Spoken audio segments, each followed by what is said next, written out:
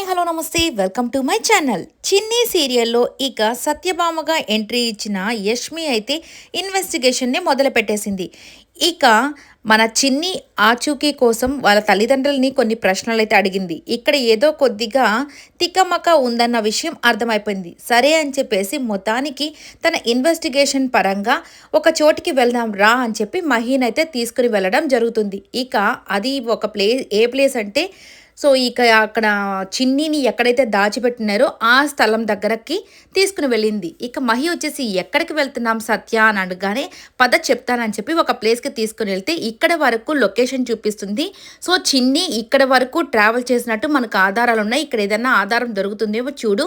దీని తర్వాత నుంచి లొకేషన్ అయితే ఎక్కడ కనిపించకుండా పోయిందని చెప్పగానే సరే వీళ్ళు వెతుకుతూ ఉంటారు. మహి అలాగే మన సత్యభామ ఇద్దరు ఎతుకుతున్నప్పుడు అక్కడ చిన్ని ఫోన్ అయితే దొరుకుతుంది. ఇక చిన్ని ఫోన్ దొరకగానే అంటే ఇక్కడే చుట్టుపక్కల ఎక్కడో దాచిపెట్టుంటారేమో అని చెప్పేసి వీళ్ళిద్దరికి ఆలోచన అయితే కలుగుతుంది.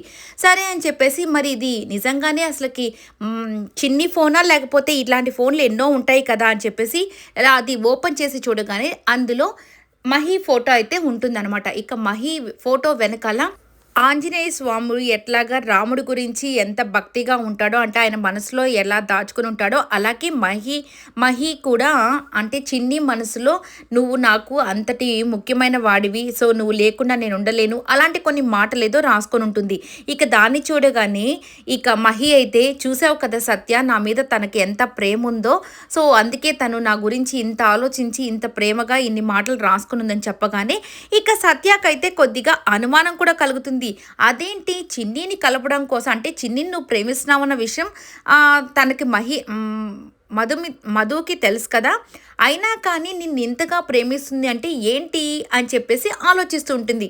సరే అని చెప్పేసి ఇదింతా ఇలా అయిపోగానే ఇక అక్కడ ఉన్నటువంటి బాలరాజు వచ్చేసి నాగవల్లితో చెప్తాడు, ఏంటి అసలుకి నువ్వు మీ అక్కని చంపిన వాళ్ళని చంపాలనే కదా నీ ఉద్దేశము అనంటే అవును అనంటే అందుకే కదా నేను నిన్ను నీ కూతుర్ని చంపేద్దామని ఇక్కడికి వచ్చానంటే మమ్మల్ని చంపితే నీ పగ తీయదు, అసలు మీ అక్కని చంపింది ఎవరో తెలుసా మీ బావే చంపాడు అని చెప్పగానే ఇక నాగవల్లి అయితే ఇంటికి వచ్చి వాళ్ళ అక్క ఫోటో చూస్తూ బావే చంపిందని తెలియగానే బావని షూట్ చేద్దాం అనుకున్నాను అక్క, నాకు అంత కోపం వచ్చింది అని చెప్పి మాట్లాడుకుంటూ ఉంటే అక్కడికి వాళ్ళ బావ అయితే వస్తాడనమాట. వెనకాల నుంచి వింటూ ఉంటాడు.